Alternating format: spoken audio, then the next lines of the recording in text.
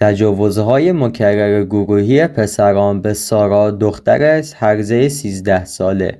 سلام دوستان، به این ویدیو خوش اومدید. لطفا قبل از شروع این ویدیو از شما دوستان عزیز درخواست دارم که چنل خودتون را سابسکرایب کرده و زنگوله این ویدیو رو بزنید تا از ویدیوهای آینده چنل من با خبر بشید.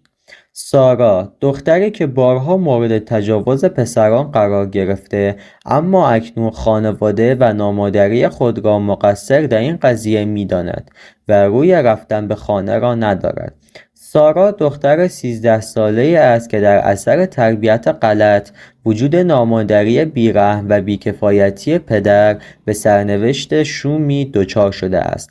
در حالی که عقربه‌ها ساعت 10 صبح را نشان می‌داد، سارا که دختری فراری است توسط مأموران آگاهی دستگیر و به کلانتری ارجاع شده. سارا با اندامی نحیف و لاغر در حضور مشاور و مددکار کلانتری آنگونه که داستان شوم زندگیش را بیان کرد: خیلی بچه بودم که مادرم را از دست دادم و برای همه وقت تنها ماندم. پدرم بلافاصله بعد از فوت مادرم ازدواج مجدد کرد. نامادریم زنی بیرحم و بداخلاق بود و از همان اول شروع به اذیت و آزار من کرد. همه وقت در چشم او خار بودم. کمی که بزرگتر شدم، یعنی در 12 سالگی، نامادریم برای اینکه زودتر از شر من خلاص شود مرا با پسری آشنا کرد. آن پسر با موتورسیکلت اطراف منزلمان بود و به من شماره داد. من هم با او تماس گرفتم و آشنایی من با او حدود چند ماه طول کشید.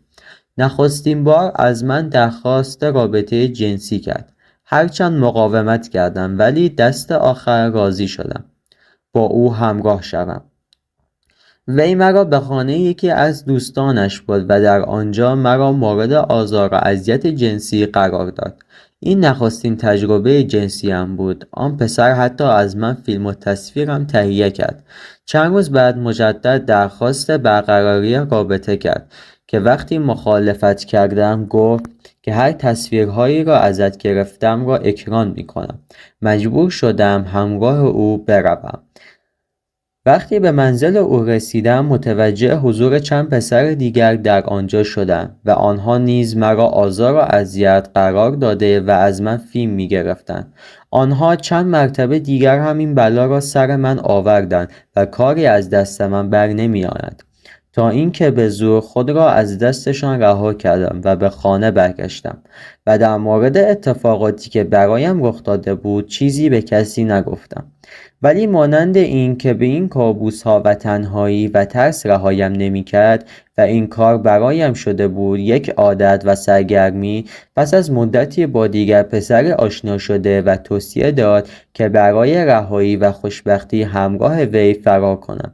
بعد از مدرسه با او رفتم. نامادریم تماس گرفت و مرا دعوا میکرد که سریعتر به خانه برگردم، ولی چون میترسیدم پدرم مرا به شدت تنبیه کند نتوانستم برگردم و همین بهانه شد که آن پسر مرا نزد خود نگه دارد.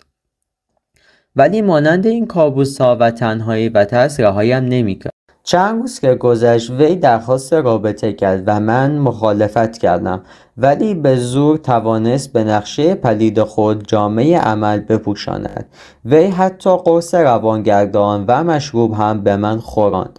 با این بی‌آبرویی و گندهایی که زده بودم حتی اگر میخواستم ولی نمیتوانستم برگردم. خانواده‌ام خیلی دنبالم گشته بودند و تقریبا از پیدا کردن من ناامید گشته بودند، تا اینکه دیشب در حال پرسه زنی با موتور بودیم که توسط پلیس دستگیر شدیم.